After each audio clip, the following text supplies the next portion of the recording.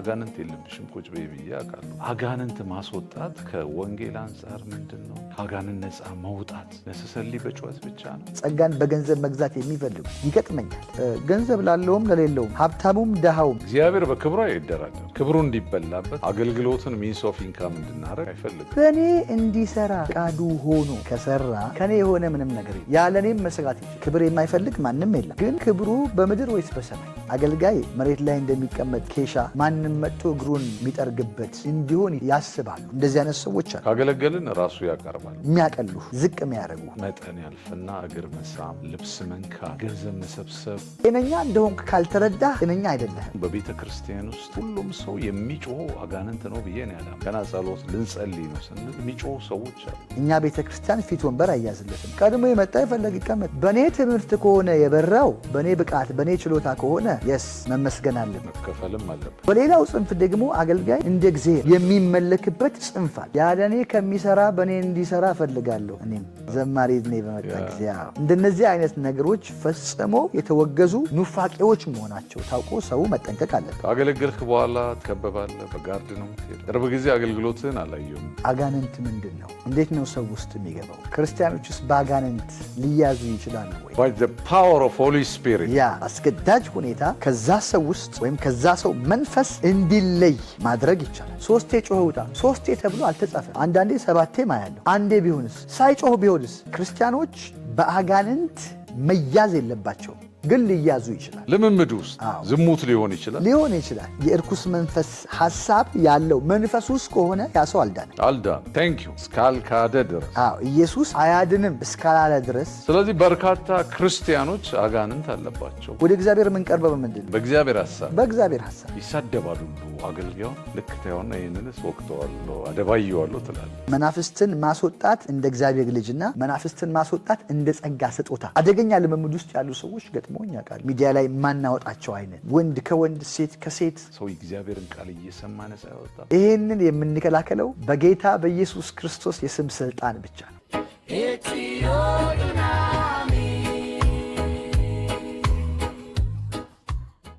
ይህ ዱናሚስ ዓለም አቀፍ የወንጌል አገልግሎት ነው።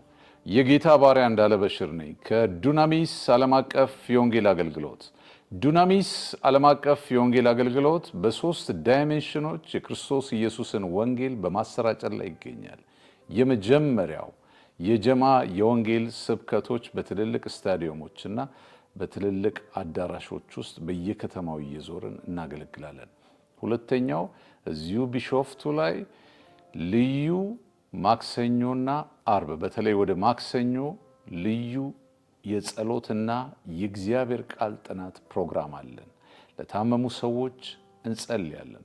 ሰዎች ከልዩ ልዩ እስራት ነፃ እየወጡ ነው በጌታ በኢየሱስ ስም። ሁለተኛው ዳይሜንሽን ደግሞ የሥነ ጽሑፍ አገልግሎት ነው። እግዚአብሔር በውስጣችን ባካበተው ልዩ የሥነ ጽሑፍ ክህሎት አማካኝነት ወንጌልን በሥነ ጽሑፍ የማስኬድ ፕሮግራሞች አሉን። በርካታ መጽሐፎችን ጽፈናል። ሶስተኛው ዳይሜንሽን ደግሞ አሁን የጀመርነው ኦዲዮ ቪዥዋል ሚኒስትሪ ነው። በዚህ ሚኒስትሪ ሰዎች እየተባረኩ ነው። ኢትዮ ዱናሚስ የኛ ቻናል ነው። ሁላችሁም ሼር ኤንድ ሰብስክራይብ አድርጉ። ዛሬ በመካከላችን እጅግ የተወደደው የእግዚአብሔር ሰው በድጋሚ ይገኛል። ነቢይ አባስ ሐምዛ። ዛሬ የምንነጋገረው በኃይል አገልግሎት ዙሪያ ነው። ሁላችሁም ይህን ቪዲዮ ሼር ሰብስክራይብ አድርጉ፣ ሼር አድርጉት፣ ወደ ኢሞ ሼር አድርጉት፣ ወደ ዋትሳፕ፣ ወደ ልዩ ልዩ ሶሻል ሚዲያዎች። የናዝሬቱ ኢየሱስ ለዘላለም የተባረከ ይሁን። ዋና አጀንዳችን ጌታ ኢየሱስ በመንፈሱ በልዩ መንገድ ኢትዮጵያን እንዲጎበኝ ነው። የኤርትራ ቤተ ክርስቲያናትን፣ የኢትዮጵያ ቤተ ክርስቲያናትን፣ አማርኛ አሁን የምሰሙ ሰዎችን ሁሉ መንፈስ ቅዱስ በኃይል እንዲዳስሳችሁ ነው። የጸጋ ስጦታ እንዳይዋረድ አሁን የተነሱትን የጸጋ ስጦታን የሚቃወሙትን ሰዎች ሐሳብ ለማምከን ነው ዓላማችን። መንፈስ ቅዱስ አሁንም በስራ ላይ ነው። ሰዎች እየዳኑ ነው። ከልዩ ልዩ ስራት ነፃ እየወጡ ነው። እኛ የካሪዝማቲክ የመንፈስ ቅዱስ አገልግሎት አማኞች ነን። ፔንቴኮስታል ነን። ጌታ ዘመናችሁን ይባርክ። ተባረኩልኝ።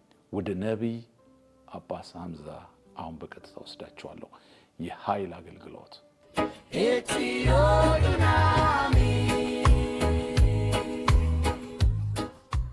የሚገርም ነገር ነው የእግዚአብሔር ሰው። እግዚአብሔር በአንተ ውስጥ እየሰራ ያለው ታላላቅ የፈውስ ተአምራት ክብሩን ሁሉ ኢየሱስ ነው የሚወስደው። አሜን። አንድ ጥያቄ ያለኝ ወይም ውይይት ልበለው፣ የዛሬው ቃለ መጠይቅ ከመሆን ይልቅ ወደ ውይይት ያደላል። እግዚአብሔር በክብሩ አይደራደርም። እውነት ክብሩ እንዲበላበት አይፈልግም። አገልግሎትን ሚንስ ኦፍ ኢንካም እንድናደርግ አይፈልግም። ካገለገልን ራሱ ያቀርባል ብለን ነው የምናምነው። የሌዊ ዕድል ፈንታው እግዚአብሔር ነው ስለሚል የእግዚአብሔር ቃል። አሜን። ብዙ ጊዜ በአፍሪካ ውስጥ በኢትዮጵያ ውስጥ የጸጋ ስጦታን እንደ ገቢ ምንጭ እንደ ሚንስ ኦፍ ኢንካም ኑሮን እንደ ማደላደያ መንገድ ተደርጎ ይቆጠራል። ስፒሪት ፋየር ቸርች እግዚአብሔር ታላላቅ ተአምራትን ያደርጋል። የትንቢት ፕሮግራም አለ። ብዙ ሰዎች በትንቢት እየተጽናኑ ኢዲፋይ የሆኑ ነው። ሌላው ደግሞ የፈውስ አገልግሎት አለ፣ የዴሊቨራንስ አገልግሎት። እግዚአብሔር ክብሩን እየገለጠ ነው። የሚገርም ነው። በጥቂት ዓመታት ውስጥ እግዚአብሔር እርቷችሁ ቅጥራችሁን ሁሉ አድሶት ሰፍታችኋል። አሁን የተጀመረም ትልቅ ሕንፃ አለ። ይሄ ምንድነው? በአገልግሎታችሁ የሚታይ ፍሬ አለ ማለት ነው። አገልጋይና ክብር መብላት፣ አገልጋይና ገንዘብ፣ እነዚህ ነገሮች ክሪቲካል ናቸው በዚህ ዘመን። የእግዚአብሔር ሰው ነቢይ አባስ እንደዚህ አይነት የመንፈስ ቅዱስ አገልግሎቶች በአንተ ህይወት ውስጥ በአንተ አገልግሎት ውስጥ ሲሆኑ ህዝቦች ወይም የአገልግሎቱ ተጠቃሚዎች ክርስቲያኖች ወይም በሌላ ሃይማኖት ውስጥ ያሉ ሰዎች የሚሰጡት ምላሽ አለ። አንዳንዱ ምላሽ ልክ አይደለም። ማክበር አለ። ማክበሩ ግን ትንሽ መጠን ያልፍና እግር መሳም፣ ልብስ መንካት፣ ከዛ በኋላ ደግሞ ገንዘብ መሰብሰብ፣ እንደዚህ አይነት ትሬንዶች በኢትዮጵያ ውስጥ የተለመዱ ናቸው እና አዲስ ሙቭመንት እየመጣ እንዳለ ይሰማኛል። ለዚህ ነው ኢትዮ ዱናሚስ ቻናልን የጀመርነው። ልከኛ የሆነ አገልግሎት በኢትዮጵያ አብያተ ክርስቲያናት ውስጥ በኤርትራ አብያተ ክርስቲያናት ውስጥ መንፈስ ቅዱስ እንዲያደርግ እግዚአብሔር ሰው አንተና የፈውስ አገልግሎት እንዴት ናቸው? አንተና ዴሊቨራንስ፣ ማንኛውም የመንፈስ ቅዱስ ስጦታዎች በአንተ ውስጥ የሚደረጉ የመንፈስ ቅዱስ ስጦታዎች ከሆኑ በኋላ ያንተ ስሜት ምን ይመስላል? በጣም ጥሩ። ከሁሉ በላይ አስቀድመን ማወቅ ያለብን እግዚአብሔር ዊዝ ወይም ዊዛውት ይሰራል። እግዚአብሔር ዊዛውት ሚ መስራት ከቻለ ዊዝ ሚ መስራት ከቻለ በእኔ እንዲሰራ ፍቃዱ ሆኖ ከሰራ ከኔ የሆነ ምንም ነገር የለም። ያለኔም መስራት ይችላል። ጌታ ይባረክ። ያለኔ ከሚሰራ በእኔ እንዲሰራ እፈልጋለሁ። እኔም በእኔ እንዲሰራ ደግሞ ሰሚሽን ዋናው ጉዳይ ነው። የጸጋው ባለቤት ጌታ ኢየሱስ ነው። ድሉም የሱ ነው። ጥቅሙ ብቻ ነው የኛ። ሴሌብሪቲ በስቷል፣ በጣም በስቷል። እንግዲህ ምርጫው የኛ ነው። ክብር የማይፈልግ ማንም የለም። ግን ክብሩ በምድር ወይስ በሰማይ? ምርጫው የኛ ነው። ነገ በሰማይ እግዚአብሔር ትልቁን ክብር እንዲያሸክመን ከፈለግን በምድር ዝቅ ብለን ማገልገል። እንግዲህ እኔ ጌታና አምላክ ሆኜ ሳለሁ የእናንተን እግር ካጠብኳል እኮ ጌታ። ስለዚህ በጌታ በኢየሱስ ክርስቶስ አገልግሎት የሆነው በማንም አልሆነም በምድር ላይ። ግን ጌታ ዝቅ ብሎ ነበር። ስለዚህ ክብር የምንሻበት የምንሻማበት የእግዚአብሔርን ነገር የምንፈልግበት ኢየሱስን የምንጋርድበት አገልግሎት አይደለም ይመስለኛል። እኛ ሀገር ውስጥ ሁለት ነገሮች አሉ። አንደኛው ጽንፍ ብዙ የቀደመው አካሄድ አገልጋይ እንደ መሬት ላይ እንደሚቀመጥ ኬሻ ማንም መጥቶ እግሩን የሚጠርግበት እንዲሆን ያስባሉ። እንደዚህ አይነት ሰዎች አሉ። ባይዘወይ አገልጋይ አይደለህ ብለው የሚያቀሉህ ዝቅ የሚያደርጉህ ስለ ክርስቶስ ራስህን ሰጥተህ ማገልገልህ ከነሱ ያነስክ። ይህ ችግር አለ። ያነስክ እነሱ ገንዘብ ስላላቸው ከነሱ ያነስክ ጸጋን በገንዘብ መግዛት የሚፈልጉ ይገጥመኛል። ገንዘብ ላለውም ለሌለውም ሀብታሙም ደሃውም እኛ ቤተክርስቲያን ፊት ወንበር አያዝለትም። ቀድሞ የመጣ የፈለገ ይቀመጥ። ለማንም የሚያዝ ወንበር የለም። ይሄ የእግዚአብሔርን ክብር እንዳንጋርድ ጥንቃቄ ነው። ጥንቃቄ ነው። ኦኬ፣ እውር በራ፣ ምን ይጠበስ? ማን አበራው ነው። ሃሌሉያ። በኔ ትምህርት ከሆነ የበራው በኔ ብቃት በኔ ችሎታ ከሆነ የስ መመስገን አለብኝ፣ መከፈልም አለበት። ምክንያቱም ጥበቡን ያመጣሁት እኔ ከሆንኩ። ግን የእግዚአብሔር ጸጋ ከሆነ ክብሩ ለእግዚአብሔር ቢሰጥ፣ እግዚአብሔር የሚወደስበት፣ እግዚአብሔር የሚጨበጨበበት ፕሮግራም ቢሆን፣ አገልጋይ እንደ አገልጋይ መከበር አለበት። አዎ፣ ይህንን የወንጌል ቃል የሚያገለግሉ እጥፍ ድርብ ክብር ይገባቸዋል። ምንም ጥያቄ የለውም። ስለዚህ በዛኛው ጽንፍ አገልጋይን የሚያንቋሽሽ፣ አገልጋይን የሚያሳንስ፣ አገልጋይ በመሆንህ ብቻ እንደ ተራ የሚያይ አንድ ጽንፍ አለ። በሌላው ጽንፍ ደግሞ አገልጋይ እንደ እግዚአብሔር የሚመለክበት ጽንፍ አለ። ስለዚህ ሁለቱ ጽንፎች ይስተካከሉ። ዋናው አንዱ የምንጠብቀው ሪቫይቫል እንዲመጣ አገልጋዮቻችንን የሚገባቸውን ሪስፔክት እንስጥ። አባቶቻችንን እግዚአብሔር የሰጋባቸውን ሰዎች እግዚአብሔር አምኖባቸው ከሰጋባቸው እኛ እነዚህን ሰዎች ሪስፔክት ማድረግ ችግር የለውም። በሌላ ጎን ግን እንደ ሌላ ነገር አድርጎ እግር ላይ መስገድ፣ ጫማ መሳም፣ እንደነዚህ አይነት ነገሮች መጽሐፍ ቅዱሳዊ ልምምዶች የጌታን ክብር የሚጋሩ አምልኮና ስግደት ለሰው እንዲሰጥ የሚያደርጉ ናቸው። ስለዚህ ከጌታ ከኢየሱስ ክርስቶስ ውጪ ሊሰገድለት የሚገባ ሌላ ማንም ስለሌለ እንደነዚህ አይነት ነገሮች ፈጽሞ የተወገዙ ኑፋቄዎች መሆናቸው ታውቆ ሰው መጠንቀቅ አለበት። አገልጋይን ደግሞ እንደ አገልጋይ ማክበር፣ ሪስፔክት መስጠት፣ ከቸገረው ከጎኑ መቆም፣ በሚያስፈልገው አገልግሎቱን ለመደገፍ ከጎኑ መቆም ደግሞ ጌታ ኢየሱስ ክርስቶስን መውደዳችንን፣ እሱ የሚልካቸውን መልእክተኞችን ማክበራችን ላኪውን ማክበር ነው። ስለዚህ በዛ ልክ መቀበላችን የተሻለ ነው የሚሆነው ነው። ወሊሶ ያለው ቤተክርስቲያን የስፒሪት ፋየር ቤተክርስቲያን ትልቅ ነው። ብዙ ምዕመን አለው። በእግዚአብሔር ባንተ አገልግሎት ትልልቅ ነገር እያደረገ ነው። እግዚአብሔር ሰው አንድ ሲምፕል ጥያቄ ብጠይቅና ብንወያይበት ቆንጆ ነው። ካገለገልክ በኋላ ትከበባለህ? በጋርድ ነው የምትሄደው? ቅርብ ጊዜ አገልግሎትን አላየውም። ድሮ በጣም ሲምፕል በሆነ ወይ ትልልቅ ዘማሪዎችን ይዤ መጣ ነበር እና እናገለግል ነበር። የረጅም ኮንፈረንስ ያኔ ሲምፕል ነው። አብረን ነው የምንውለው፣ አብረን እንበላ ነበር። አሁን እንዴት ነው? እግዚአብሔር ሰው ጋርዶች አሉ? ምን አዲስ ለውጥ አለ? እኔ ጋርድ የለኝም ማለት የሰው ጋርድ የለኝም። ጠባቂ መላእክቶች ግን እንዳሉ አምናለሁ። ምን አግኝቼ ነው ጋርድ የሚኖረኝ? ማለት የዘረፍኩት ነገር የለም፣ የሰው ገንዘብ አልወሰድኩም፣ ከማንም ተበድሬ የከለከልኩት ሰው የለም። ህይወቴን ሲምፕል አድርጌ መኖር ነው ማምነው። ትርፍ ጊዜ ከአገልግሎት እና ከጸሎት ትርፍ ጊዜ ካለኝ ገበያዎች ላይ ወንጌል ስርጭት ነው የምሰራው። ወጥቼ ገበያ ላይ ነው ወንጌል ስርጭት የምሰራው። ከተማው ላይ ወንጌል ሰራለው።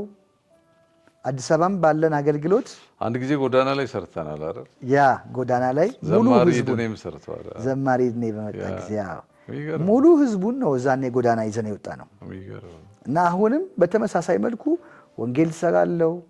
ምበላው መጠጣው ብቻዬን ነው የምሄደው የምንቀሳቀሰው። ምንም ችግር የለብኝም። ምክንያቱም ማህበረሰቡ ማህበረሰቤ ነው። አብሬ ኖርኩ፣ አብሬ በላው፣ አብሬ ጠጣው። ምን የተለየ ነገር አለ? አዲስ አበባ ባለው አገልግሎትም ለቡ ላይ ባለው እንደዚሁ ብቻዬን ነው የምገባው፣ ብቻዬን ነው የምወጣው። ጌታ ኢየሱስ ይባረክ። አሜን። ተባረክልኝ እግዚአብሔር ሰው። አሜን።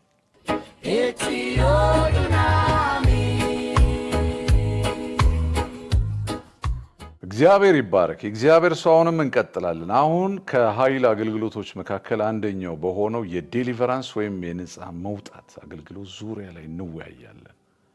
ዴሊቨራንስ አገልግሎት እጅግ አሻሚ ነው፣ ለመተንተንም ይከብዳል። ምክንያቱም በቤተ ክርስቲያን ውስጥ ሁሉም ሰው የሚጮኸው አጋንንት ነው ብዬ እኔ አላምንም። አንዳንዱ የስነ ልቦና ችግር አለበት፣ አንዳንዱ ደግሞ አንድ ከተጣባበት ወይም ከተያዘበት ጉዳይ ነፃ ለመውጣት የሚጮህ ሰው አለ። ብዙ ፈን የሆኑ ነገሮች በዚህ በዴሊቨራንስ አገልግሎት ዙሪያ ላይ አሉ።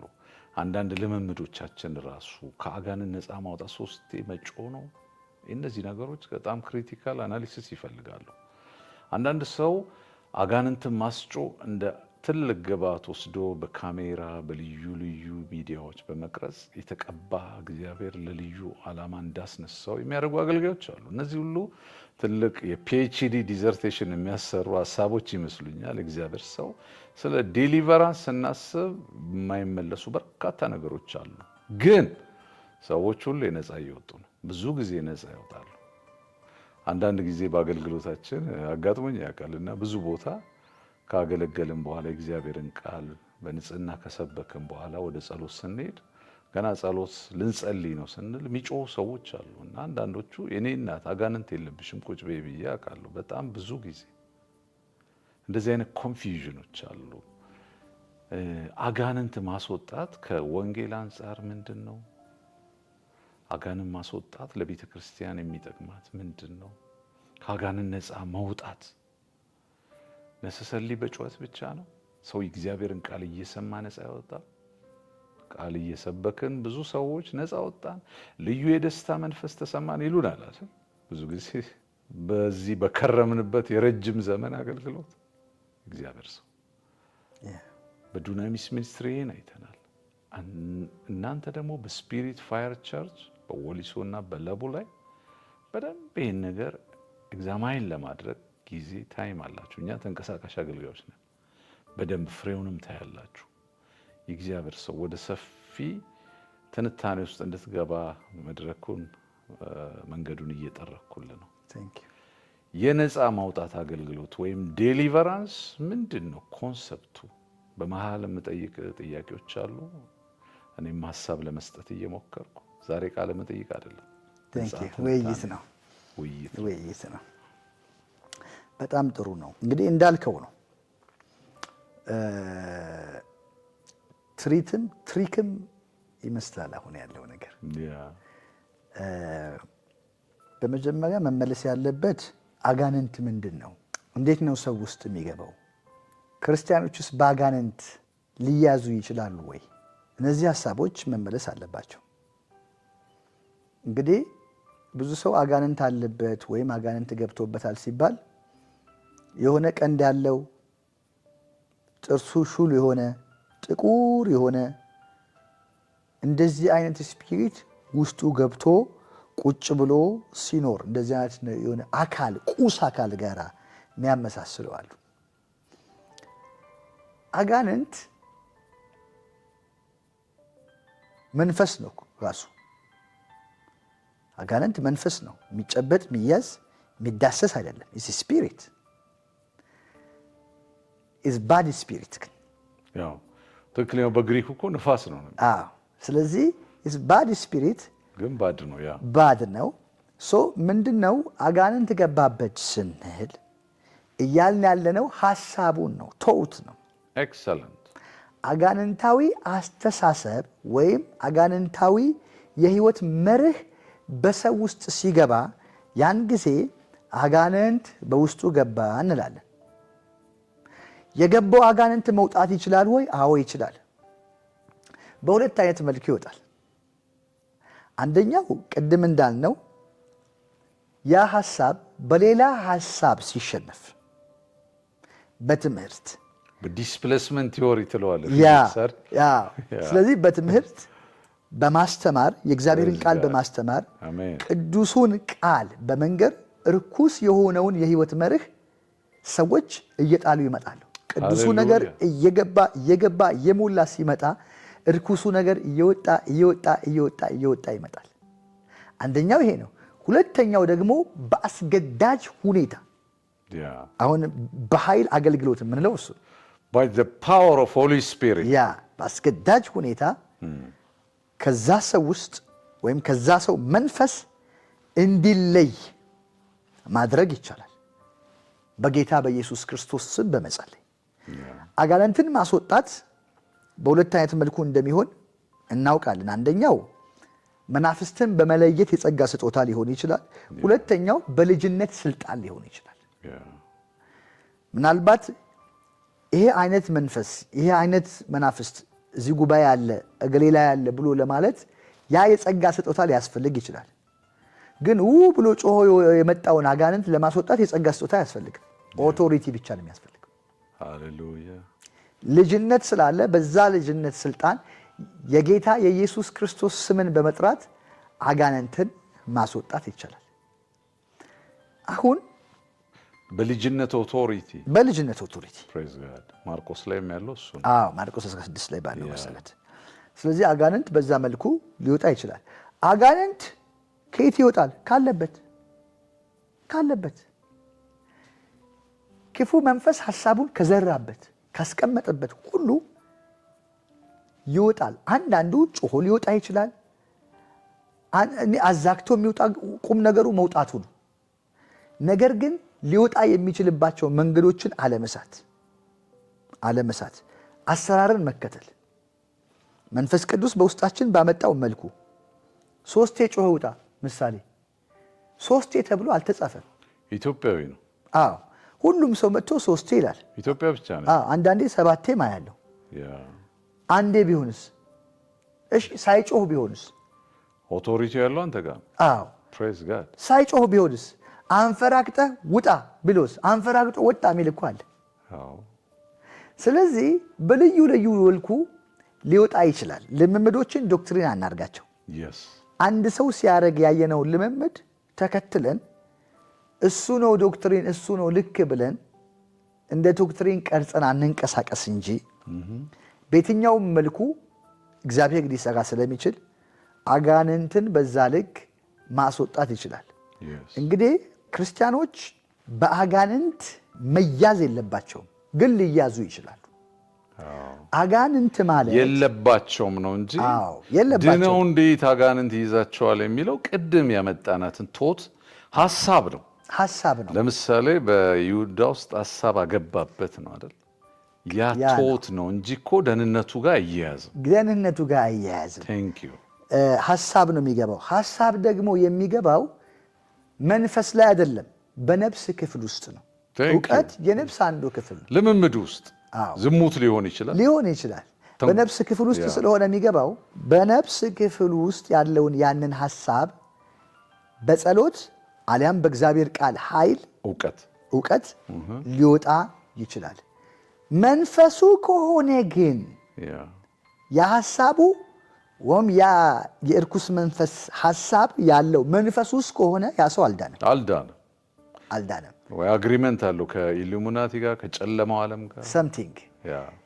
የዳነ ሰው ግን መንፈስ ውስጥ አይገባም። ፕሬዝ ጋድ። የነፍስ ክፍል ውስጥ ነው የሚቀመጠው። የነፍስ ክፍል ማለት ግልጽ ለማድረግ ስሜት፣ ፍቃድ፣ እውቀት ውስጥ ነፍስ ማለት ስሜት፣ ፍቃድ፣ እውቀት ማለት። ስለዚህ መረዳት አንዱ እውቀት ወይም የአእምሮ ክፍል አንዱ የነፍስ ክፍል ስለሆነ በአእምሮ ክፍል ውስጥ ለምሳሌ በኦሮምኛ ጮኸ ውጣ ስለው እይት ባይ ስለው ጮሆ ይወጣል፣ ይሰማል። ቢኮዝ ያቺ ሴት ወይም ያ ሰውዬ የሚያውቀው ኦሮምኛ ከሆነ በኦሮምኛ ነው። በአማርኛ ጮኸ ውጣ ስለው ጮሆ ይወጣል፣ ማይንዱ ላይ ስላለ። በእንግሊዘኛ ጮኸ ውጣ ስለው ጮሆ ይወጣል። ያ ማለት በእውቀት ክፍል ውስጥ ስለሆነ የሚቀመጠው ሐሳቡ በሰውየው የመረዳት ቋት ውስጥ ነው ያለው። አየህ፣ ስለዚህ የነፍስ ክፍሉ ነው ፖሰስ የሆነው ማለት ነው። መንፈሱ ፖሰስ የሆነ ሰው ግን አልዳነም። ምክንያቱም በሮሜ 8:11 ላይ የሚለው የእግዚአብሔር ቃል አላለም ለሞተው ሰውነታችን ሕይወትን ይሰጥ ዘንድ በእኛ ውስጥ አለ ይላል። ኢየሱስን ከሙታን ያስነሳው ያው መንፈስ በእኛ ውስጥ አለ። ያ መንፈስ በእኛ ውስጥ ካለ ኢየሱስን ከሙታን ያስነሳው ያው መንፈስ ሚንስ ዘ ሰም ስፒሪት ነው። ባይዘው ራሱ መንፈስ በእኛ ውስጥ ካለ ስፒሪታችን ላይ ካለ ኦልሬዲ ድነናል። አሜን። የጌታ መንፈስ ባለበት ቦታ ላይ መጥቶ መቀመጥ አይችልም። ኦኩፓይድ። ዕውቀታችንን ግን ፕሮሰስ ሊያደርገው ይችላል። መረዳታችንን ያ አሜዚንግ። ስለዚህ ክርስቲያን ባጋነን ሊያዝ ይችላል። እኔ የምስማማው ከዚህ ነው። የሚያዘው ግን መንፈሱ ላይ አይደለም። ሰው መንፈስ አለው፣ ነፍስ አለው፣ ስጋ አለው። መንፈሱ ነው አይደል? የዳነው መጀመሪያ በስትክክል ዕውቀት ራሱ የገባው በነፍሳችን በኩል ገባና መንፈሳችን ላይ አረፈ። መንፈስ ቅዱስ ያረፈው መንፈሳችን ላይ ነው። ከመንፈሳችን ወደ አእምሯችን ይመጣል፣ ከአእምሯችን ወደ ቦዲ፣ ከቦዲም ልብስ ላይ ሊገለጥ ይችላል። በሐዋርያት ዘመን እንደነበረው ልክ እንደ ፈሳሾች ወንዝ ነው። ስለዚህ ስፒሪታችን ድኗል። ዕውቀት ግን ከዕውቀት ማጥነስ ሕዝቤ ዕውቀት ከማጣቱ የተነሳ ጠፍቷል ይላል አይደል?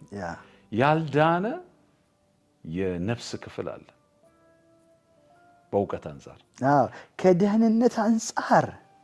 ከደህንነት አንጻር እንግዲህ በዕውቀት ክፍላችን ውስጥ አጋንንት አለ ማለት ደህንነታችንን አጣን ማለት አይደለም። አይገናኝም። ደህንነት ያለው መንፈሳችን ላይ ነው። ዕውቀት እዚሁ የሚቀር ነው። ማወቅና አለማወቅ፣ የነፍስ ክፍሎች፣ ስሜት፣ ፍቃድ፣ ዕውቀት እዚሁ የሚቀር ነው። ለዘላለም ከጌታ ጋር አብሮ የሚኖረው አዲሱ ሰዋችን ነው። በክርስቶስ ኢየሱስ ሞትና ትንሣኤ ሕያው የሆነ እሱ ደግሞ መንፈሳችን ነው።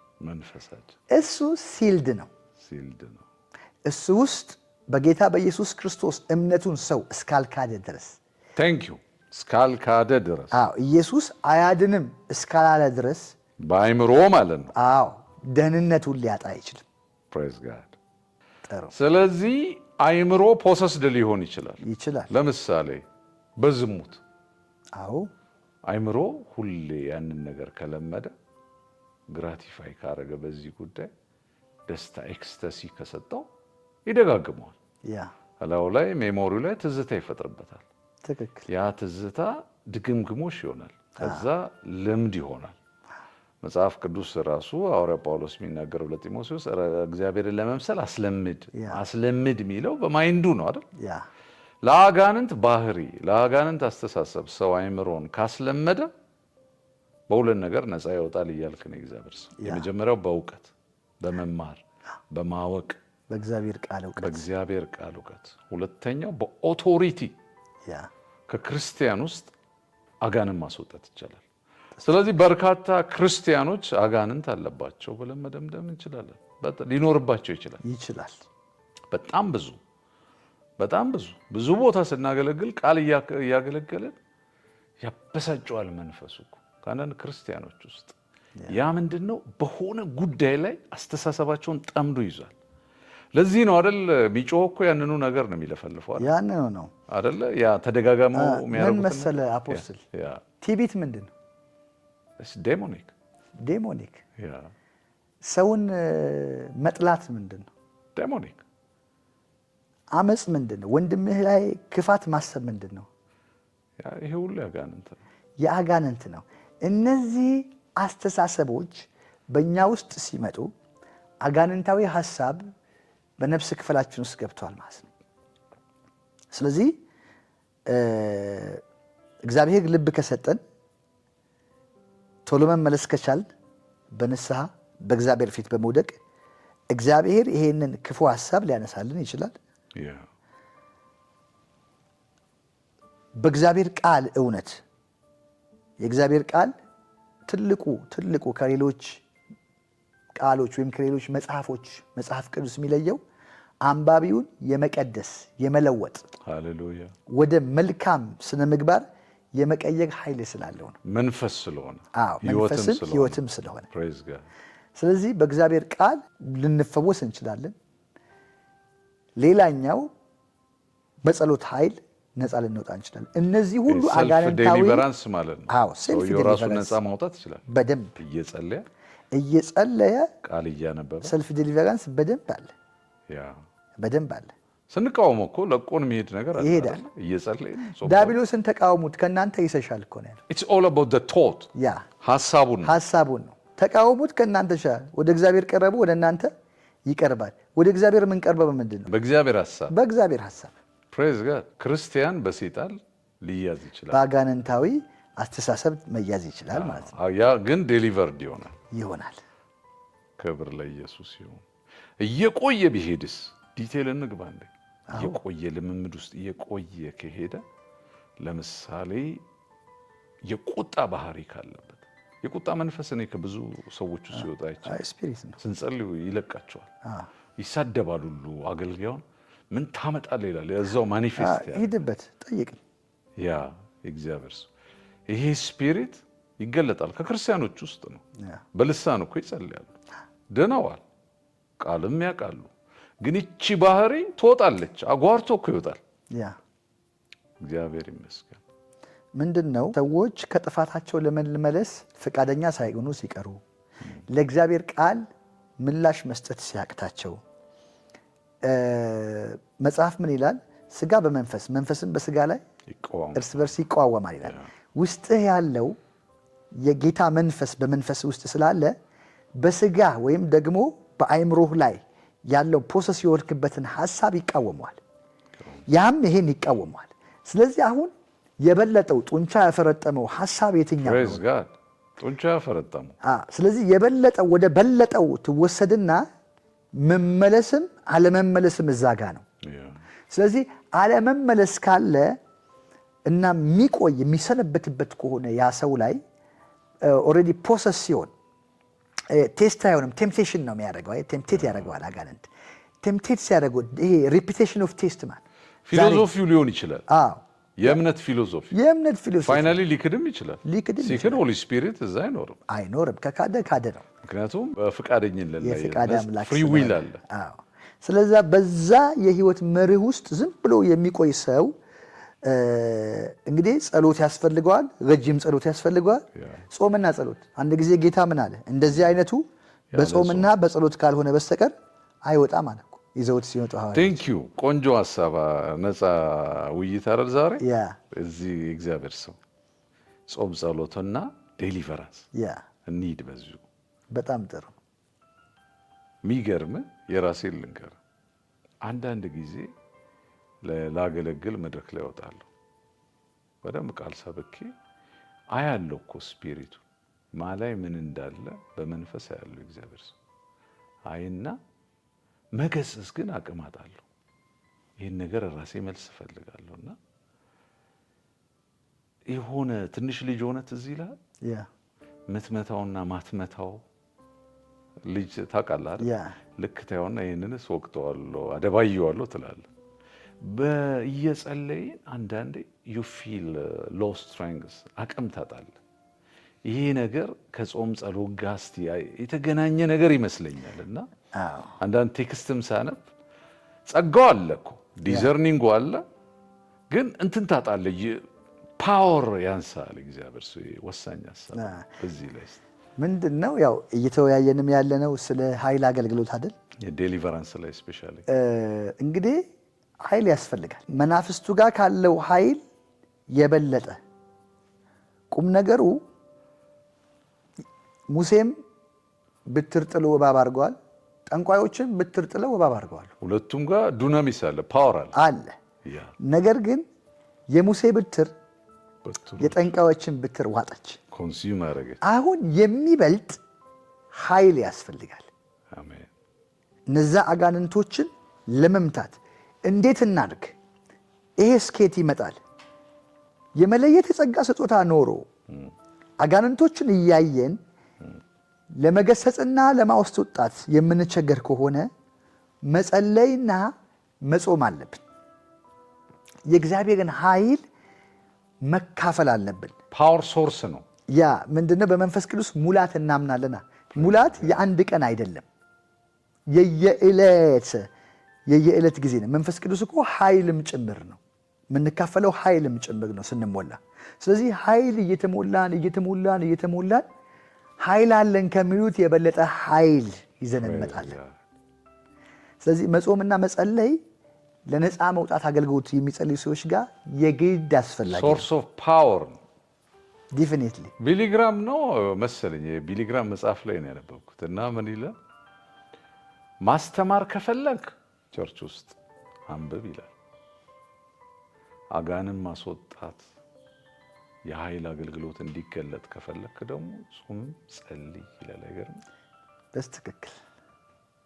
ስለዚህ ፓወር ያስፈልጋል። እውነት ነው። ይሄን ፓወር የለም ማለት አይደለም። በየጊዜው ቻርጅ መደረግ እና አክቲቭ ማድረግ። በኤሌክትሪክ የሚሰራ መኪና ኦልሬዲ እኮ አቅሙ አለው አይደል? ፖቴንሻል ግን በየጊዜው ቻርጅ መደረግ አለበት። አዎ። እንዴት መሰለ ይሄኛው እንግዲህ የአዲስ ኪዳን አገልግሎት ውስጥ ነው ያለ ነው። መቼ የአዲስ ኪዳን አገልግሎት ሁለተኛ ቆሮንቶስ ምዕራፍ 3 ላይ ነው እኛ እንደ ሙሴ አይደለንም ይላል። ምን ማለት ነው? ሙሴ ተራራ ይወጣና የጸለይና ቻርጅ አድርጎ ይመጣል። ከዛው የፊቱን ክብር ደግሞ ያዩና በጣም ዋው ይሉና መልሰው ሲጠፋ እንዳያዩ ይሸፍነዋል። ቻርጅ ይደረጋል፣ ይሞላል፣ መልሶ ይጠፋል፣ መልሶ ቻርጅ ይደረጋል። የኛ ዋንስ በክርስቶስ ኢየሱስ ቻርጅ ተደርገናል። ለዘላለም አንድ ጊዜ የሚሆን ፓወር አግኝተናል። አሁን ቁም ነገሩ ወደ አክቲቭ ፎርም መቀየር ፍሎ ማድረግ አለበት። ፍሎ ፓወሩ ፍሎ እንዲያደርግ መጸለይ፣ መጾም፣ በእግዚአብሔር ፊት መውደቅ፣ የእግዚአብሔርን ቃል መብላት። ይሄ ሞር በተለይ የመናፍስቱ ዓለም በሁለት አይነት መልኩ ነው መለየት የምንችለው። በእይታ ዓለም ስርዓት እና በድምፅ ዓለም ስርዓት ነው የምንለየው። በድምፅ ዓለም ስርዓት ውስጥ እግዚአብሔር ሊናገር ይችላል። በእይታ ዓለም ስርዓት ውስጥ እግዚአብሔር ሊያሳይ ይችላል። አንዳንድ ጊዜ ደግሞ በሐሳብ ዓለም ስርዓት ውስጥ ነገሩ በሐሳባችን ላይ ፈሶ ሊመጣ ይችላል። በሶስቱም አሰራር መናፍስቱን ልንለየው እንችላለን። ያንን መናፍስት ደግሞ ጮሆ እንዲወጣ ለቆ እንዲወጣ አንዳንድ ጊዜ አስቸግሮ አያውቅም። በጣም ውጣ ለረጅም ጊዜ ረጅም ደቂቃ እየሰበኩ አንዴ ጮኸ እኮ እግዚአብሔር እና ሞከርኩኝ። ሌላ ቀን ዝም ብሎ ይወጣል። ያልወጣልኝ በቃ እምቢ ብሎኛል ብዬ ወደ ቃሉ ሲሄድ ህዝቡ ሁሉ ሱቅ ያውቃልና ማመንም አለብን። አንዱ ማመን ነው። ሁለተኛ መናፍስትን ማስወጣት እንደ እግዚአብሔር ልጅና መናፍስትን ማስወጣት እንደ ጸጋ ስጦታ በዚህ በሁለቱ ነገሮች ግን ሁለቱም ፓወር ይፈልጋሉ። ማለት የእግዚአብሔር ልጅ መሆነ በቃ ልጅ ነህ። ሌላ የምትቀበለው ምንም ፓወር የለም። ልጅ ነህ። በልጅነት የምታስወጣው አለ። ግን ጌታ ኢየሱስ ያላት እንደዚህ አይነቱ በጾምና በጸሎት ካልሆነ በስተቀር አይወጣም። ዲዘርንም አድርገው። ስለዚህ መጸለይና መጾም ተገቢ ነው። የኃይል አገልግሎት ውስጥ ያሉ ሰዎች መጾም መጸለይ ያስፈልጋቸዋል ማለት ነው። ታንክ ዩ። እግዚአብሔር ይባርክ። እግዚአብሔር አሜን።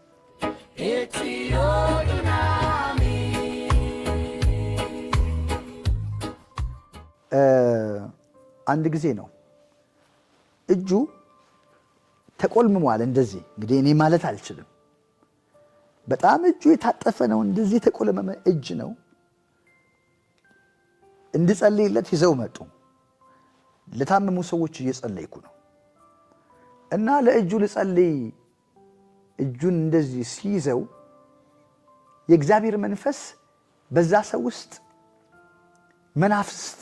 የመናፍስት አሰራር ሐሳብ ገብቶ ነው ይህንን እጅ እንደዚህ ያደረገው። ይሄ ከልምምዴ ውጭ ነበር እና ስጸልይ አጋንንቱ ወጣ ጮኸ። ልክ አጋንንቱ ሲለቀው እጁ ተፈታ እና አንዳንድ ጊዜ ህመሞች፣ በሽታዎች ራሱ ናቹራሊ በሽታ ብቻ ላይሆኑ ይችላሉ። በአጋንንት ምክንያት የሚመጡ አጋንንት እግራቸውን ያሳጠረ ሰው አይቻቃለሁ። ጮሆ ሲወጣ ሌላ ምንም ጸሎት አልተጸለየም፣ መራመድ ቻልኩ፣ መሄድ ቻልኩ፣ እንትኔ ተፈወሰ ይለዋል። ስለዚህ አጋንንት ታውቃለህ፣ በሽታም ፈውስም ያለው ሐሳብህ ላይ ነው። ሐሳብህን የበሽታ ሐሳብ ያደርገዋል ፕሮሰስ ካረገው። ያለው ሐሳብህ ላይ ነው። ጤንነትህም ያለው ሐሳብ ጤነኛ እንደሆንክ ካልተረዳህ ጤነኛ አይደለህም። ጤንነትህን የምታውቀው ከሐኪም በላይ አንተው ራስህ ነህ። ስለዚህ ክፉ ሐሳብ ወይም ደግሞ አጋንንታዊ ሐሳቦች የሰዎችን ማይንድ ሊይዙ ይችላሉ። አካል ሊይዙ ይችላሉ። ሰውን አግቡጦ ሊያስኬድ ይችላል። አጥንት ይጠመዘዛል። ሐሳብህን ከጠመዘዘ ሐሳብ ባይዘዌ is powerful than the bone። ሐሳብ ከአጥንት የበለጠ ኃይል አለው። ሐሳብህን የመጠምዘዝ ኃይል ካለው አጥንትህን መጠምዘዝ ይችላል። ጅማትህን መጠምዘዝ ይችላል። ነርቨስ ሲስተም ሁሉ እኮ ፈንክሽን ከሐሳብ ጋር የተያያዘ ነው። ስለዚህ ሰዎች በልብ በሽታ ታመው መጥተው አጋንንቱ ከላያቸው ላይ ሲወጣ ጤናሞች ይሆናሉ። ገጥሞኝ ያውቃል። በዊልቸር የሚሄድ ሰው ገጥሞኝ ያውቃል። ልክ ለቆት ሲወጣ ሰውየው ተራመደ። ስለዚህ ሰውየው የእግር ችግር አይደለም ያለበት፣ እግሩን እንዳይቆጣጠር። ምክንያቱም እግሩን የሚቆጣጠረው የማይንድ ክፍሉ እንዳይሰጋ ተደርጓል። ማይንዳችን እኮ እጅ ማንሳት ሲፈልግ እጄ በራሱ አይነሳም፣ የሚያዘው አይምሮዬ ነው። ያ አይምሮዬ ከተያዘ ግን አካሌን አይምሮዬ ፈንክሽን እንዳያደርግ ያደርገዋል። አጋንንት አይንቀሳቀስም ብሎ ይይዘዋል፣ ጨምቆ ይይዘዋል። ስለዚህ ያ አስተሳሰብ ያ ክፉ ነገር ከነሱ ሲወጣ ሰዎች ሊፈወሱ፣ ሊድኑ፣ ነፃ ሊወጡ ይችላል። ከልዩ ልዩ ልምምዶች አደገኛ ልምምድ ውስጥ ያሉ ሰዎች ገጥሞኝ ያውቃሉ። ሚዲያ ላይ የማናወጣቸው አይነት ወንድ ከወንድ ሴት ከሴት በጣም አደገኛ ነገር ውስጥ የገቡ ሰዎች ቶት ፓተርናቸውን ይዘው አዎ ምንድን ነው ስትል በቃ ዘመኗን በሙሉ አታገባም አትወልድም ይላል። ጮሆ ከወጣ በኋላ ግን እንደነዚህ አይነት ሰዎች ተምረው ተስተካክለው የዳርናቸው ሰዎች አሉ። እግዚአብሔር እና ሰዎችን ባልሆነ ምግባርም ሆነ የጤንነት ችግር ውስጥ እንዲገቡ ሊያደርግ ይችላል አጋንንት። ይህንን የምንከላከለው በጌታ በኢየሱስ ክርስቶስ የስም ስልጣን ብቻ ነው። አሜን።